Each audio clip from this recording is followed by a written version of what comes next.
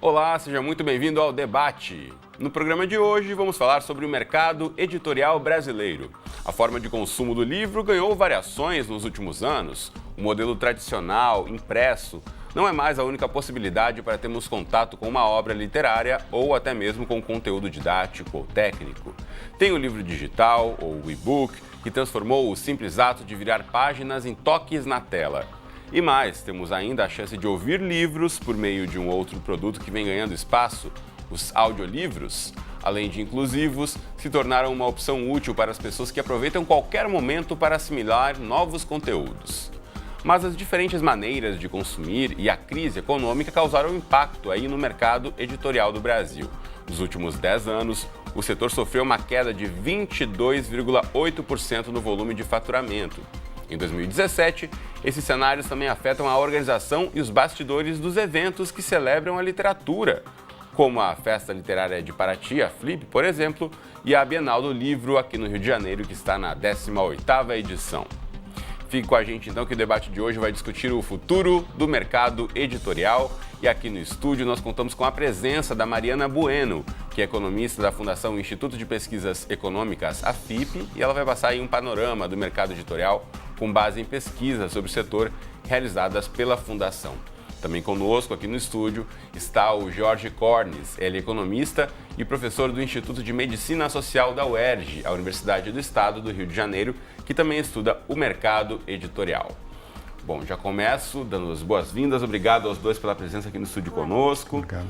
Bom, eu comecei o programa dando esse dado, né, de uma queda aí de mais de 20% do mercado editorial. Agora, Mariana, como tentar traduzir, né, uma queda de 20 e tantos % do mercado editorial para o público? Isso é o que é? Menos gente lendo necessariamente ou é só menor número de vendas em volume ou necessariamente em faturamento das editoras? Faturamento das editoras, né? Então, essa queda, você tem uma queda de 22% do setor como um todo, venda só para o mercado, né? A gente não considerando venda para o governo, em termos reais. Então, isso já está deflacionado, né? A preços de 2016. O que seria isso? Seria a gente pegar o preço que a gente, em 2016, e jogar 11 anos para trás. Então, o mercado teve uma queda real de 22%. Agora, pensando estritamente no livro impresso, né? A gente sabe como a tecnologia avançou, como as formas de distribuição também foram pulverizadas, é muito mais fácil hoje em dia alguém publicar. Isso, de certa forma, poderia ter ajudado ou compensado aí alguma questão diferente para tentar ajudar o mercado a seguir em crescimento? Olha, eu não sei, eu acho que sim. O livro impresso, ele sente essa queda. O que a gente verificou, na verdade, é que houve uma aposta das editoras, onde elas apostaram em que você, numa redução do preço, oferecer livros mais baratos e ganhar em escala. E isso não se confirmou. Não se confirmou. Então, eu não sei porque a autopublicação ela é muito digital, né? Isso acontece muito, não acontece tanto no livro impresso. Então, mesmo com uma redução do preço, o mercado continua reduzindo. O mercado continua reduzindo. O mercado aposta que, reduzindo o preço, ele vai aumentar, ele vai ter um ganho de escala com venda e isso não acontece. Bom, professor Jorge, como é que você vê esse fenômeno, né? A gente sabe aí que a internet tem facilitado o acesso a conteúdos e aí o mercado nos traz esse dado aí de que a venda de livros tem um dado reduzido. Importante e que nós estamos vivendo uma recessão de larga escala para a história econômica do Brasil. Portanto, não é um fato banal a escala da recessão atual. Ela é bastante singular, né? Pela sua extensão, no tempo, pela sua profundidade e pela sua inconclusibilidade ainda hoje. Ela não está concluída, essa recessão. Há muita especulação sobre sinais aqui e acolá de uma recuperação, mas certamente essa recuperação não será rápida, nem vai acontecer de uma forma inexorável amanhã. Então, ela tem um tempo de gestação, um tempo de enfrentamento e a saída da crise também vai exigir uma perspectiva temporal bastante importante. Portanto, no caso específico do setor editorial, a saída da crise também não será feita em 24 horas.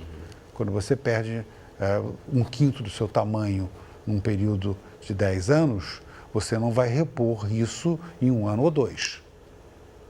Isso não é uma coisa, não tem mágica, certo?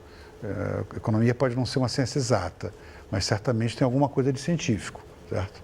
Então, isso é um ponto importante para chamar a atenção. É claro que, olhando o setor editorial com uma perspectiva mais ampla, né, e a gente vai ter a oportunidade de tratar disso aqui ao longo do programa, você vai ver, por exemplo, que alguns problemas do mundo do livro estão conectados com problemas de outros segmentos da economia e da sociedade, né? Por exemplo, eu estava conversando com a Mariano, que é uma coisa que me chamou muita atenção, a questão do livro científico, tecnológico e profissional, né? Que ele é muito, muito, muito sensível às mudanças que estão ocorrendo hoje no ensino superior brasileiro, né? E essas mudanças envolvem desde coisas relativamente novas, como a expansão do ensino à distância, como coisas absolutamente tradicionais, que é a dificuldade orçamentária da universidade pública brasileira, né? Seja ela federal, seja ela estadual e mesmo municipal. Eu acrescentaria só uma coisa na fala do professor. Quando a gente pega 11 anos, assim, existe um período em que a economia está crescendo, né? Então, em 2010, a gente tem aquele PIBão, o economista fala PIBão. Então, você tem a linha branca está crescendo, automóvel está vendendo, ainda que tenha a questão do IPI, mas o setor editorial, ele apresenta queda. Então, ainda que a economia estivesse crescendo, o setor editorial, ele apresenta queda. É claro que isso se aprofunda com uma crise dessa dimensão. Sem dúvida. Bom, falando em números, no ano de 2013 foram vendidos quase 480 milhões de exemplares de livros. Em 2016 foram um pouco mais de 385 milhões. Esses números fazem parte da pesquisa Produção e Vendas do Setor Editorial Brasileiro, realizada pela Fundação Instituto de Pesquisas Econômicas. E aí eu pego esse dado exatamente para perguntar, junto a você, Mariana, frente a esse momento, né, de expansão, a gente voltando um pouquinho antes dessa crise que tanto estamos falando aí, desse último ano para cá, né, crise econômica, ano 2010, 2011, havia esse momento de boom na economia brasileira, um aumento também do número de pessoas matriculadas no ensino superior, o maior alcance do brasileiro à escola de uma forma geral, e aí você naturalmente imaginaria que a procura por livros também aumentaria, né, frente a essa expansão do setor do mercado mesmo, da educação. Como tentar entender isso, professor? Mesmo assim, o maior acesso do brasileiro ao ensino superior, ao ensino médio, ao ensino fundamental, a busca menor por livros formais? Essa é uma discussão longa e acho que o trabalho que a FIP desenvolve, ele tem um mérito muito importante porque, apesar de fazer uma pesquisa conjuntural, ela lança perguntas para pesquisas que eu chamaria de pesquisas verticais, ou seja, pesquisas que tentam aprofundar alguns aspectos. Um dos aspectos importantes é que essa expansão no ensino superior, ela se deu muito fortemente concentrada no setor privado. Com base em quê? No FIES, que é um fundo de financiamento do ensino privado.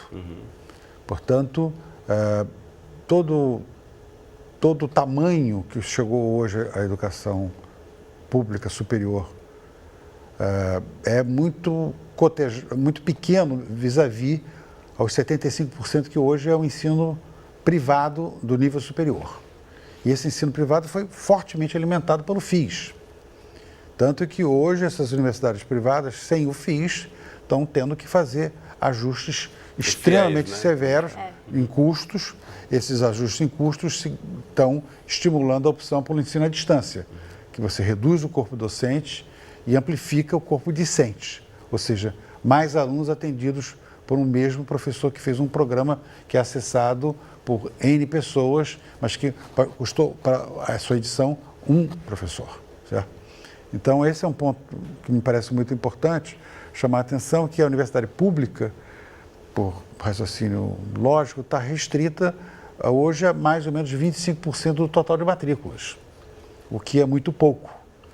E isso aumenta, em termos relativos, o seu custo, porque o orçamento para a universidade pública não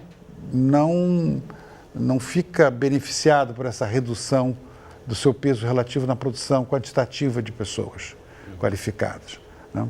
Então, acho que uma das explicações é que o aluno que está comprometido com o FIS, parte da sua receita está orientada para fazer algum tipo de poupança para produzir a compra dos bens de consumo que ele aspira, linha branca, automóveis, etc. E se ele for um pouquinho prudente, ele vai tentar fazer uma reserva para poder cumprir com os compromissos do FIS, que não são pequenos. O FIS não é um Bolsa Família. O FIS é um fundo de financiamento. E um fundo de financiamento pressupõe pagamento. Combina, é a rima, né? Então, essa discussão que eu acho que é um mérito da pesquisa da FIP, que é chamar a atenção que existem interfaces muito importantes, e eu estou apenas mencionando uma, que é a interface entre educação e a questão do livro, né? Que sempre teve programas importantes na área pública, o Programa Nacional de Leitura, né? O Programa Nacional de Bibliotecas, tudo isso faz parte de uma equação da presença pública no setor editorial que não pode ser menosprezada. Sem dúvida. Bom, no início do programa, a gente falou aqui sobre os eventos literários de dimensão nacional. E para falar um pouco mais sobre a Bienal do Rio, a gente conversa agora com o Leonardo Cases, que é repórter do Jornal Globo, está participando então da cobertura do evento. Leonardo, bem-vindo ao debate, obrigado pela disponibilidade de conversar conosco. A gente falava aqui um pouquinho sobre esse momento, né, de reflexão de uma crise do mercado editorial. De que forma você tem percebido isso nessa edição da Bienal? Olá, Cristiano. Olá, Mariana, professor Jorge. Bom, primeiramente queria agradecer o convite de estar participando do programa.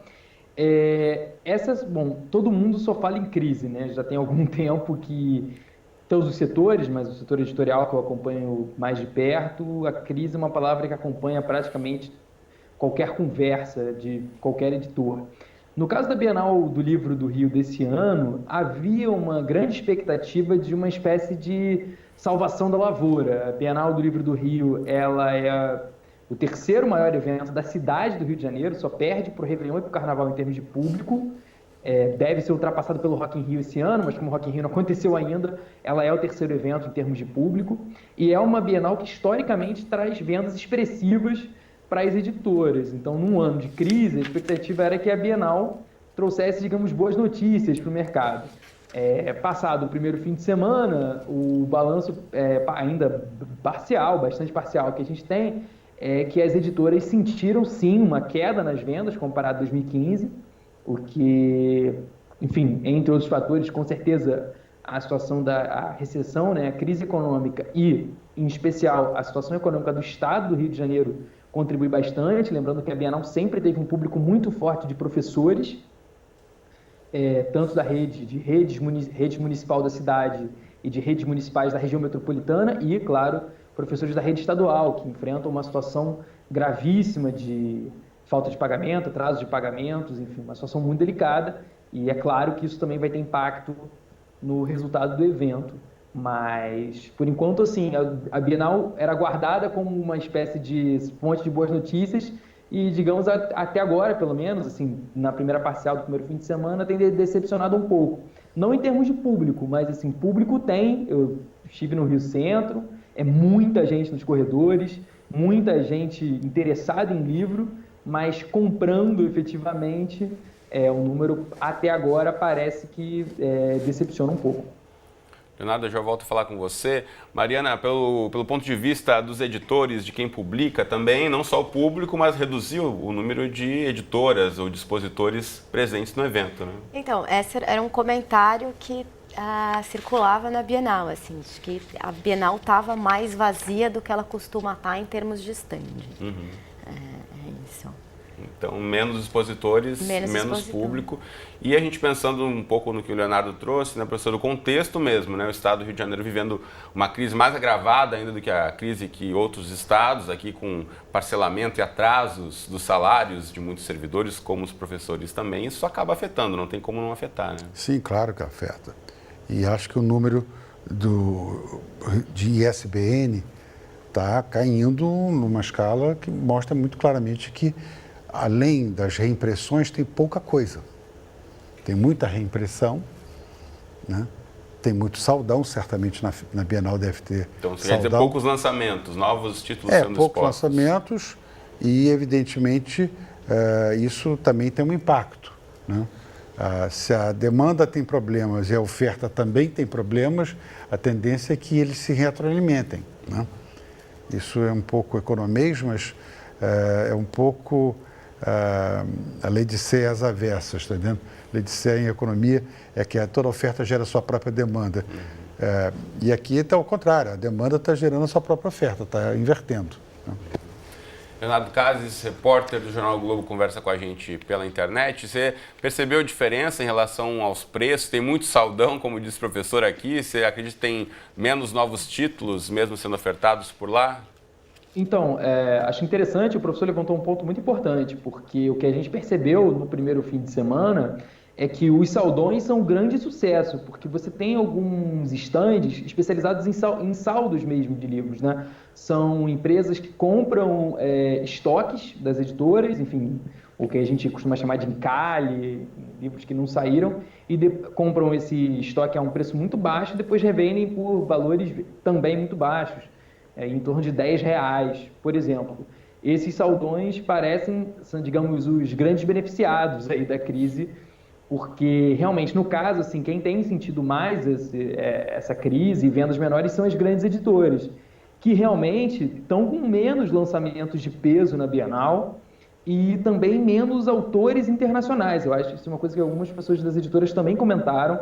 Essa é uma Bienal que, se por um lado o tema nunca antes teve tantos autores nacionais na Bienal, os grandes best-sellers internacionais, eles não vieram e também não estão vendendo, porque quando um escritor vem para o Brasil, é claro que ele impulsiona as vendas dos seus livros. Então, como o escritor estrangeiro não vem, também não se apressa, né, busca se lançar novas obras desse escritor. Então, é um pouco, ilustrando o que o professor Joás falou, realmente a gente observa isso na prática, assim, os saldões com uma procura grande, as editoras sem grandes lançamentos, assim, com alguns lançamentos nacionais importantes, mas nada comparado a anos anteriores, como, por exemplo, vou citar um caso que é um caso muito emblemático, da Bienal se eu não me engano, de 2013, se eu não me engano foi 2013, ou 2011, eu acho que foi 2013, estou me confundindo agora, que foi quando o Nicholas Sparks, que é um grande best-seller, veio ao Brasil e, assim, foi um fenômeno. 2.000 pessoas amanheceram na porta do Rio Centro para vê-lo e ele ficou 6 horas dando autógrafo. Nessa edição, por exemplo, a gente não viu isso acontecer e provavelmente também não veremos, porque por mais sucesso que os autores nacionais façam, eles volta e meia estão em sessões de autógrafo nas livrarias, fazendo eventos, enfim, se apresentando. É diferente quando vem um best-seller estrangeiro, que muito provavelmente aquela é a única oportunidade de ter contato com o autor. Sem dúvida, nesse momento do encontro com os autores é muito importante também como uma forma de atrair o público, né? Muita gente vem de outros lugares, outros estados, se programa para esse encontro, para esse autógrafo, ou ver uma palestra também do seu autor preferido, e com menos opções aí de autores também acaba refletindo, acho, no interesse do público. Agora, puxando para um outro aspecto, a gente sabe que o escritor Ziraldo, autor do clássico Menino Maluquinho, tem uma história aí peculiar de participação no evento e também de escrever para crianças. Ele destacou uma vez, durante uma palestra, que existe um hábito de considerar a literatura infantil algo de menor importância. Mas a gente sabe da relevância, né, desse setor dentro do evento. Qual é o papel da literatura infantil no mercado editorial? Começando aqui pela Mariana. Eu acho que é grande, né? Eu não tenho dúvida disso. Até se a gente for pensar a formação do leitor, quer dizer, um leitor começa sendo um leitor, às vezes, há muitos estudos que mostram que o leitor começa a ser leitor antes mesmo de ler, né? O próprio hábito da criança brincar com o livro e estar ali com o livro. Eu acho que é significativo e eu acho que para o próprio mercado, a venda de livro infantil, ela é representativa. A gente tem um quadro que mostra isso, a produção de livro, e mostra, inclusive, a importância da participação do governo nesse segmento, né? O ano que o governo deixou de comprar no plano de bibliotecas escolares, Plano Nacional de Bibliotecas Escolares, o PNBE, houve uma queda na produção de livros infantis muito grande. Assim. Agora, a FIPE pesquisa diversos setores, o de livros infantis não tem tanto destaque. Por que isso? Na verdade, a gente não pesquisa especificamente o livro infantil. O livro infantil está dentro do subsetor que a gente chama de obras gerais. Então, que ali embarca um monte de coisas. Literatura infantil, juvenil, adulto, livro de arte, biografia, fotografia. Então, assim, tirando livros didáticos, livros religiosos e livros científicos, técnicos, profissionais, todo o resto está em obras gerais. Então, isso é um subsetor que tem muita coisa ali dentro. A gente tem um quadro dentro da pesquisa que fala sobre a produção desse tipo de livro. E aí a gente consegue. No site da pesquisa também tem um estudozinho sobre literatura infantil.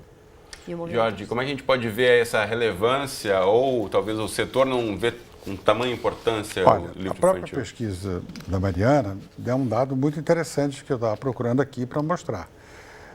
Em números de exemplares, tá? A literatura infantil vendeu 12 milhões e 500, arredondando 500 mil. Produção. Sim, não é venda. Produção. Exemplares produzidos. Estou falando produção, tá? A produção é bastante grande. Tá? Ela, inclusive, ela participa com 2,80 da produção. Tá? Que é uma coisa grande, por exemplo, é bem maior, por exemplo, do que livro de arte. Tá? Uma coisa que é interessante é que este número, inclusive, aumentou agora no ano de 2016. Ou seja, a quantidade aumentou. Mas como o preço é declinante, é isso que eu queria chamar a atenção, o preço real é declinante, evidentemente que isso teve impacto sobre o faturamento. Mas eu acho que não tem um problema de oferta. Cabeça de economista que lamentavelmente é muito reduzida. Que eu posso te dizer abertamente é o seguinte, há uma oferta importante de livro infantil no Brasil, há uma diversidade bastante grande, houve uma política de preços que inclusive supostamente teria produzido um efeito benéfico, mas que não necessariamente se traduziu em faturamento, ou seja, não teve o ato da compra. Esse dado é super importante. É a primeira vez que eu estou falando de dados físicos, não de dados financeiros, que até agora a gente está falando muito de dados financeiros. Eu estou falando de dados físicos, certo? Por exemplo, a literatura juvenil segue também essa escala muito grande.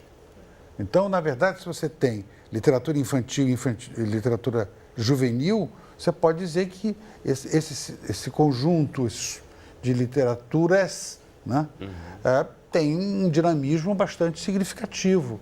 Importante. Eu destacaria uma coisa, assim, em 2014, se a gente pegar os números de 2014, a gente vai ver que esse número ele é bem mais alto. Então, assim, em 2015 a gente não teve um PNBE, então esses dois segmentos eles sofrem um impacto muito grande. Aí, em 2016, a gente teve um PNBE, ainda que pequeno. PNBE, explicando para quem... É o Plano Nacional de Bibliotecas Escolares, que é a compra do governo, que impulsiona esse tipo de produção. Então, a gente olha, então esse crescimento ele também se dá porque houve um PNBE em 2016. Ou seja, o governo também é dando esse incentivo, comprando mais livros. E se você me permitir, eu vou fazer um acréscimo. Como hoje no Brasil você tem uma série de questões de natureza fiscal que limitam gastos que vão implicar em ajustes orçamentários, etc., etc., é muito preocupante que a retirada do peso do governo do mercado editorial venha a ocorrer. Porque se ocorrer, não será uma perda secundária. É uma perda extremamente grave. Ou seja, se há um ajuste fiscal que não, digamos, blinda o segmento editorial para fins didáticos ou fins infantis ou infantos juvenis, não é um problema desprezível, certamente não é um problema desprezível. Deixa eu voltar a chamar o Leonardo Cases, repórter do Globo, a gente precisa se despedir nessa participação, mas Leonardo, a gente sabe que também a participação das crianças, dos jovens no evento é de fundamental importância aí para o sucesso da Bienal, né? Claro, de certa forma, eu já acompanho a Bienal há algumas edições e eu costumo dizer que os jovens eles foram tomando conta da Bienal e hoje em dia assim, os adolescentes são com certeza o público mais presente, assim, a faixa etária mais presente são os adolescentes, assim, são eles que compram, que circulam, que vão nos eventos, a presença deles é muito forte. Das crianças também, mas assim, eu tenho percebido bastante assim, a presença dos adolescentes e eles são um público fundamental. Não à toa, assim, é legal lembrar que a Bienal esse ano ampliou o espaço destinado ao público jovem, né, ali que começa já numa idade de a partir dos 13, 14 anos, criou um espaço destinado a esse público. Até a edição passada era um auditório de 80 lugares e aumentou para um auditório de 400 lugares. Então, você mostra que o próprio evento reconheceu a importância desse público. Em relação às crianças, acredito que no caso da Bienal, a participação é muito através de visitação escolar, né? Isso é muito, principalmente nos dias de semana, né? Nos dias úteis, você vê muita escola, muito ônibus de escola levando as crianças para ter esse contato com o livro, para ter enfim, conhecer, participar de atividade, que isso é uma coisa muito importante, né? Já ir criando essa sensibilidade para a leitura, mas sem dúvida, crianças e jovens são, assim, com certeza, são o carro-chefe de qualquer Bienal, ainda mais num momento de crise como a gente vive. Muito bom. Leonardo Cases, repórter do Jornal Globo, muito obrigado pela participação no debate de hoje. Bom trabalho para você. Valeu, obrigado, Cristiano. Obrigado, Mariana. Obrigado, professor Jorge. Um abraço. Até a próxima. Até a próxima. Bom, ainda sobre a Bienal do Livro aqui no Rio de Janeiro, ela está abrindo espaço para receber o Museu da Língua Portuguesa. A Praça da Língua é uma instalação audiovisual que recria esse espaço considerado aí a experiência símbolo do Museu da Língua. Nela também vão acontecer atividades educativas e é uma grande homenagem à língua escrita, falada e cantada. Vale lembrar que o museu, localizado lá na Estação da Luz, em São Paulo, está passando por uma reconstrução desde o incêndio que atingiu suas instalações em dezembro de 2015. Enquanto ele não reabre as portas, aí um pouco do seu conteúdo está indo até o público, então você que vai até a Bienal, não deixe de conhecer e ver de perto essa instalação. Bom, a gente sabe também, já falamos aqui na importância do jovem, das crianças e das novas formas de comunicação. E o que tem sido visto aí como destaque no meio editorial? E antes de encerrar esse bloco, eu queria mostrar para vocês o depoimento do Raoni Phillips. Ele é um exemplo de um jovem youtuber que, devido ao grande sucesso na internet, foi convidado por uma grande editora para escrever um livro. É um movimento interessante porque, a partir das histórias no meio digital, está indo para o meio impresso e tem sido aí um destaque também nessa Bienal recente aqui no Rio. Então a nossa equipe de produção preparou um vídeo com ele e vamos assistir agora. A Intrínseca, ela me entrou em contato comigo para poder a gente fazer um livro do Girls in the House e assim, a gente chegou a tomar um tempo para saber o que seria legal, o que seria legal de produzir para um livro, o que seria um livro a ver com Girls in the House. E eu não pensei duas vezes, um livro da Dani, sabe? Um livro em que ela conta um pouco mais sobre ela, essas coisas dela querer ficar famosa. Os vídeos mais conhecidos assim do meu canal são os do spin-off dela, em que ela interage com celebridades. Então, o livro é praticamente essa coisa dela querer ser famosa, por que ela quer e como ela tenta conseguir isso. Eu acredito que muita gente que assiste a série esteja adquirindo o livro. Eu vejo muitos fãs da série me marcando nas fotos, mostrando que estão lendo o livro. Mas o livro e a série são coisas altamente complementares. Você tanto pode ler o livro da Dani, como você pode assistir a série também e se divertir da mesma forma. São dois produtos para todos os públicos. Eu tenho milhares de projetos para a TV, até para o próprio cinema também, e eu espero poder, assim, através dessa relevância da série, conseguir levar esses projetos para os lugares para poder produzi-los. Eu vou estar na Bienal no sábado, dia 9 de setembro, às 5 da tarde, e eu acho que a Bienal, como um evento grande do jeito que é muito importante, até porque leitura é uma coisa muito essencial na nossa vida, ainda mais tendo diversos gêneros, você pode ler sobre qualquer coisa. E para mim é uma honra estar lá, ainda mais por ter tido essa oportunidade de escrever, ainda mais eu que sempre gostou muito de escrever. Então, eu estou muito feliz de estar participando. Muito bacana o depoimento de Raoni Phillips, então autor de Dani, o meu livro, eu que escrevi, é o nome do livro, e também dessa série que ele menciona, Girls in the House. O debate sobre o mercado literário faz um breve intervalo e já voltamos.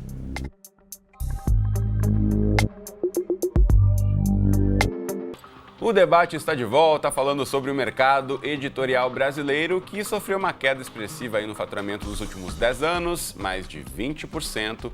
Esse dado da Fundação Instituto de Pesquisas Econômicas, a FIPE, que faz levantamentos anuais, e em 2016 fez um compilado dos últimos 10 anos do mercado editorial. Os números não são realmente muito animadores, ao mesmo tempo em que temos o mercado de livros impressos em declínio. O de e-books, ou os livros eletrônicos, ainda não decolou por aqui. Já os audiolivros começam a ganhar adeptos e daqui a pouco vamos falar um pouquinho mais sobre eles aqui no programa. Hoje comigo no estúdio do debate contamos com a presença de Mariana Bueno, que é economista da Fundação Instituto de Pesquisas Econômicas, a FIPE, e também conosco aqui está o Jorge Cornes, que é economista e professor do Instituto de Medicina Social da UERJ, a Universidade do Estado do Rio de Janeiro.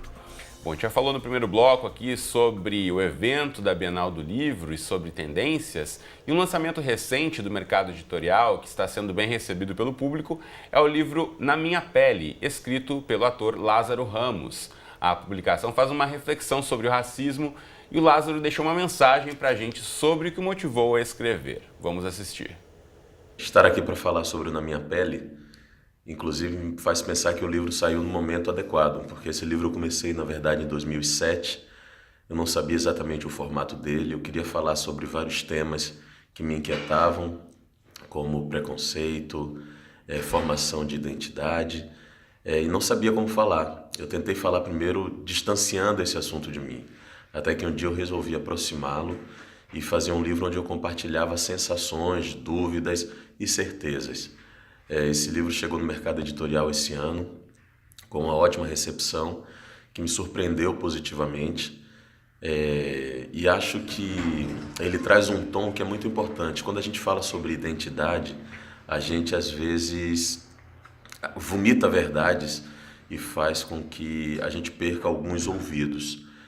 O tom que foi possível para mim escrever esse livro foi um tom muito sincero, emotivo por vezes, bem-humorado como eu sou por outras vezes, e acho que nesse momento de polarizações ele acabou encontrando um espaço de diálogo que se fez com o público. O livro continua na lista dos mais vendidos, e eu tenho encontrado inclusive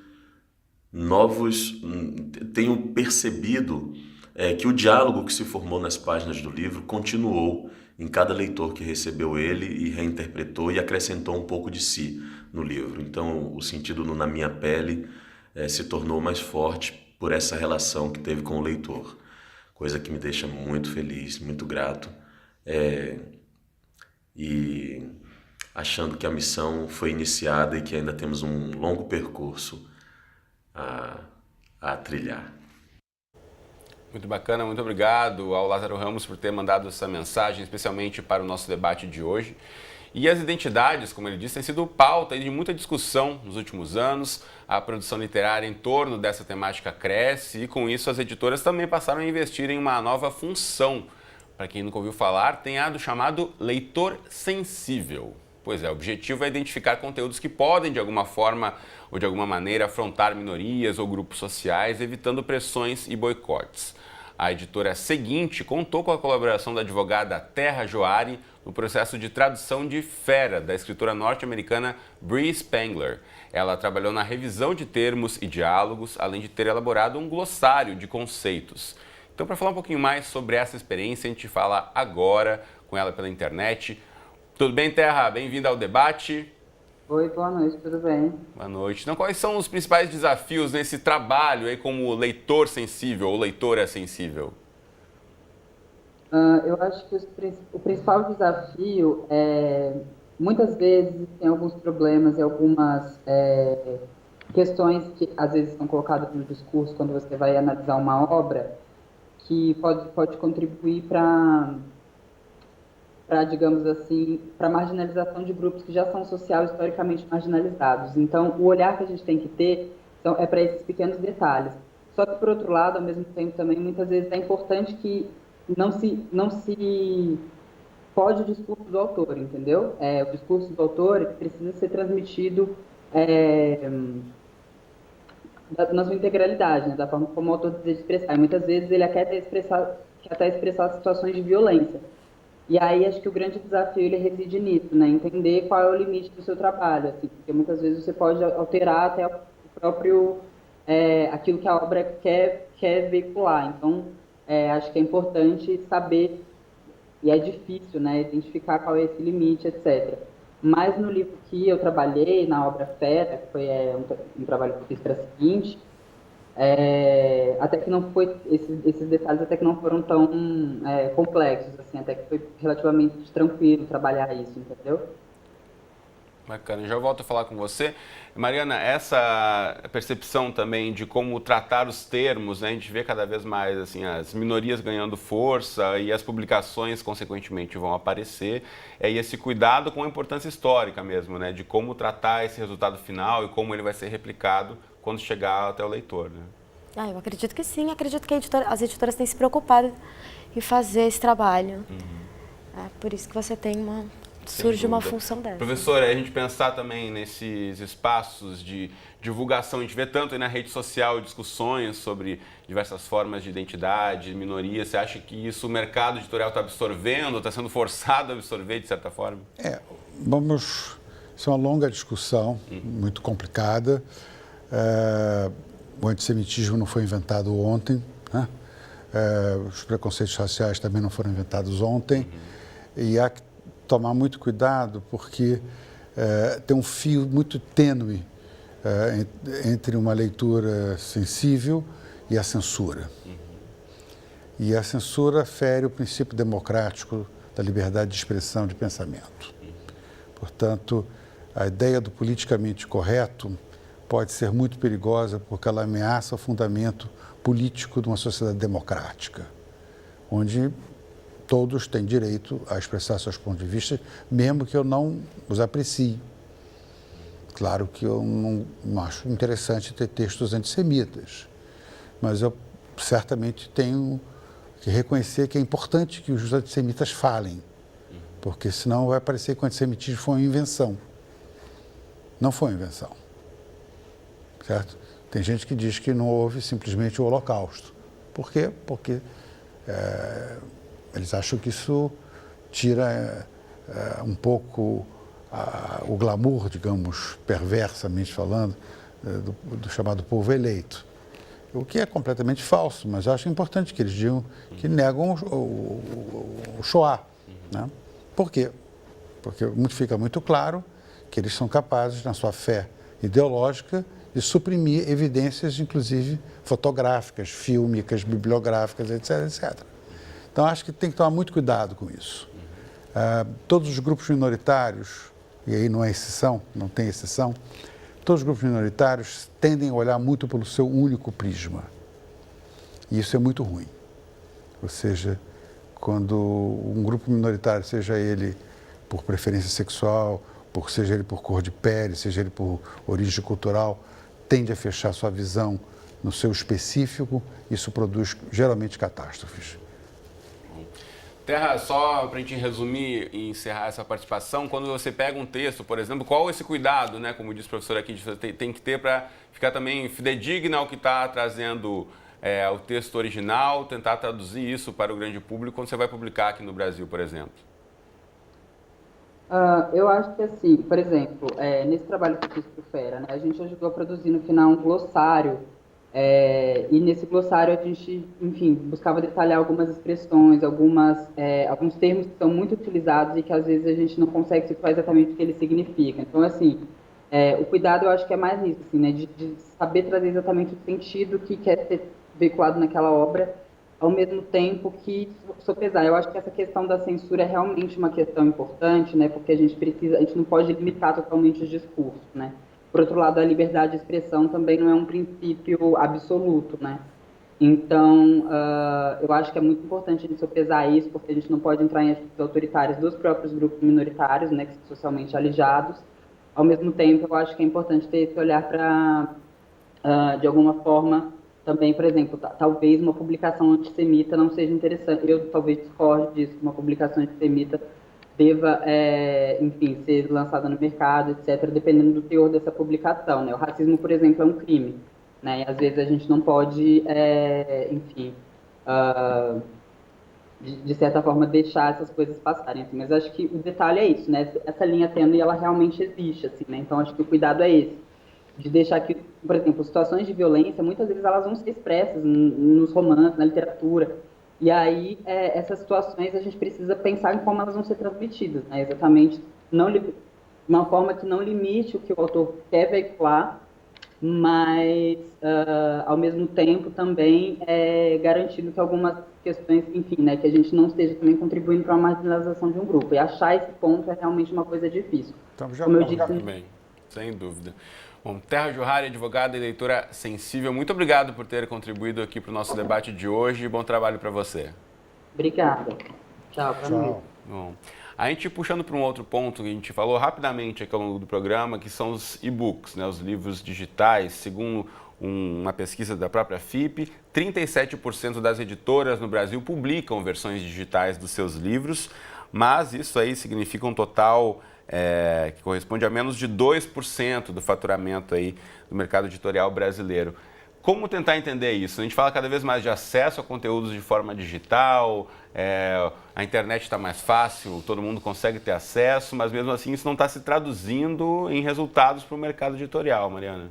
Na verdade, eu olharia esse número um pouquinho diferente, porque ele é menos de 1,0, ele é 1,09%, mas aí a gente tem didático. E didático produz conteúdo digital, mas esse conteúdo ele é vendido junto com o livro físico. Então ele a venda casada, no livro físico vem um conteúdo digital. Exatamente. Também. Então, por exemplo, a criança abre o livro, ali tem um código e ela acessa esse conteúdo digital a partir do momento que ela compra o livro físico. E didático é um mercado muito grande no livro físico. Então ele puxa esse número para baixo. Se a gente olhar Obras Gerais, por exemplo, a gente vai cair em 2,34, que ainda assim é pequeno, né? Mas ele não é tão pequeno... 2,34% do mercado editorial como um todo.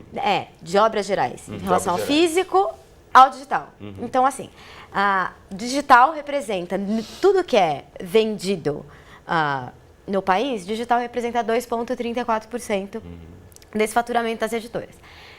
Que ainda assim é pequeno, a gente observa que existe uma concentração assim como no livro físico. Então, se a gente pegar as editoras de maior faturamento, esse livro digital ele já representa 4,7% dentro desse... Para algumas editoras. Para algumas editoras, as de maiores faturamento. Claro. Então, as de maiores faturamento você tem 4,7%.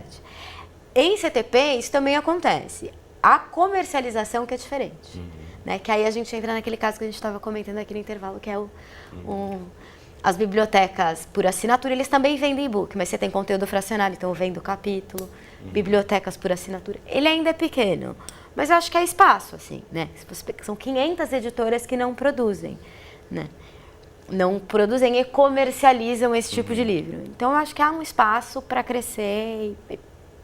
É muito incipiente, é muito novo ainda. É a primeira grande transformação do livro. Então, eu acho que há um certo imediatismo por essa mudança, sabe? O que impede esse crescimento acontecer de forma mais rápida no Brasil, professor?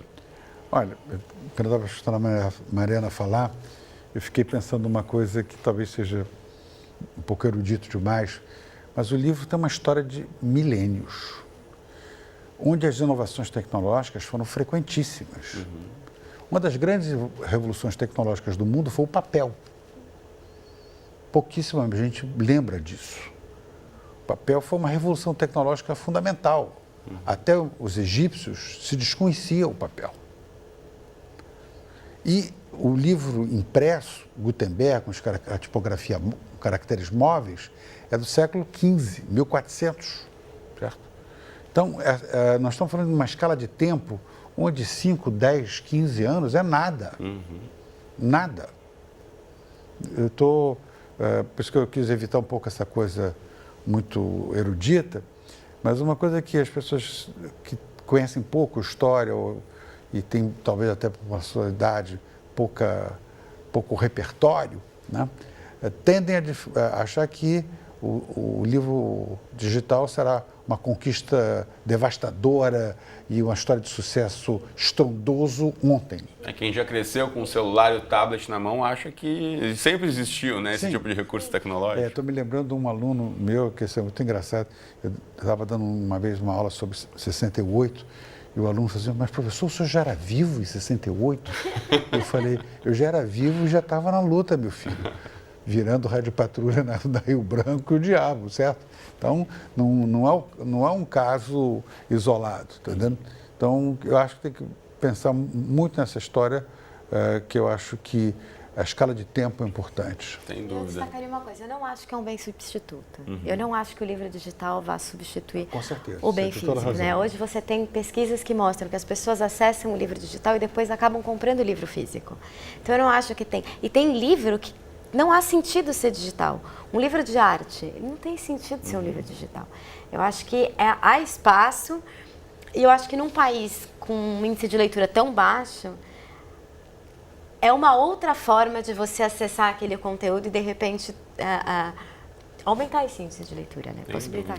Bom, a gente falava aqui sobre formas de acesso, né? Muito já se falou na história de que, enfim, a televisão ia acabar com o cinema e por aí vai, né? Eu vou resgatar um pouquinho mais aqui outras práticas, entrar em uma videolocadora, por exemplo, para escolher um filme, ou entrar numa loja de discos para procurar o último lançamento da sua banda favorita. Esses, pelo menos, não fazem mais parte aí do cotidiano da maior parte das pessoas, assim como os serviços de streaming têm mudado radicalmente a nossa forma de consumir certos produtos. E o futuro dos livros, será que também pode ser parecido? Tem um novo caminho vindo por aí? A gente sabe que enquanto a Amazon, por exemplo, investe no Kindle Unlimited, que é um serviço pago mensalmente para acessar aqui numa forma digital um catálogo com milhares de e-books, existe a YouBook, que oferece todo o catálogo de livros e revistas em formato de áudio, que são os audiobooks também, que é um outro mercado a ser ampliado. Então, para falar um pouquinho mais sobre esse trabalho, a gente conversa agora com a Cristina, que vai dar mais detalhes sobre o que o YouBook tem feito e como é que avalia o mercado dos audiolivros no Brasil. Tudo bem, Cristina? Bem-vinda. Tudo bem. Boa noite a todos. Bom, nós somos uma empresa que estamos fazendo aí, nós vamos fazer 3 anos no mercado, né? O audiobook tem uma história já com o Brasil, se a gente lembrar um pouquinho. Quem tem minha idade, eu estava vendo o professor falando aí, né? 1968, professor, sou de 64, né? A gente tinha, eu na minha infância eu me lembro dos disquinhos coloridos com as histórias que a gente ouvia. Isso já era um formato de audiolivro, né? Depois, quando a gente fala muito de audiolivro no mercado, as pessoas se lembram um pouco da Bíblia do Cid Moreira, que também é um formato de audiolivro, né? Mas no Brasil, esse mercado começou a amadurecer um pouco mais a partir de 2008. Eu participei de um projeto numa outra editora de livro impresso que começou a trabalhar o audiolivro e vem crescendo muito nesses últimos 3 anos através do YouBook. O YouBook já é a maior plataforma de audiolivros, né? A gente é no modelo Unlimited também. Você assina e você tem direito a ouvir qualquer audiolivro que está na nossa plataforma. É como se a gente fosse um Netflix dos audiolivros. A gente tem mais de 10 mil títulos já no nosso catálogo, títulos em inglês, português e espanhol, além de revista, alguns cursos e podcast também. Agora, Cristina, você já tem um levantamento de quem é o público que normalmente acessa esse tipo de conteúdo? Existe um perfil específico ou são vários tipos de audioleitores? Então, nós temos um público bastante democrático, porque assim, nós trabalhamos hoje com 2 formas de comercialização através do YouBook, né? Eu tenho uma venda direta no cartão de crédito pelo nosso site, mas a gente também tem assinatura através das operadoras de celular. Então, onde eu tenho públicos do mais variável possível. Inclusive, o nosso catálogo ele também é muito democrático. Mas a percepção que a gente tem é que o nosso assinante, ele tem um perfil muito parecido com o leitor brasileiro, né? Ele é um pouquinho mais jovem, ele gosta um pouco mais de mídia digital, ele está mais ligado às inovações tecnológicas, mas quando ele vai acessar o catálogo, o perfil de consumo dele é muito parecido com o perfil da livraria.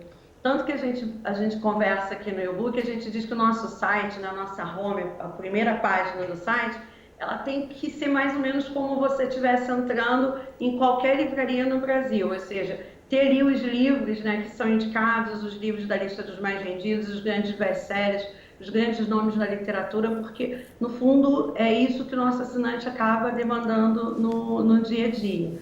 No mundo inteiro, o perfil ele é um perfil mais jovem, na faixa aí de 35 anos, mais ou menos. Isso é uma pesquisa, inclusive, que tem com o público que acessa o audiolivro, né, que consome audiolivro no mundo, tá? Muito bem, eu vou voltar aqui para o estúdio e já falo mais com você, Cristina. Mariana, como é que as editoras têm também visto esse mercado ou ainda é mais um espaço a ser melhor explorado? Olha, eu tenho muito pouco conhecimento desse mercado.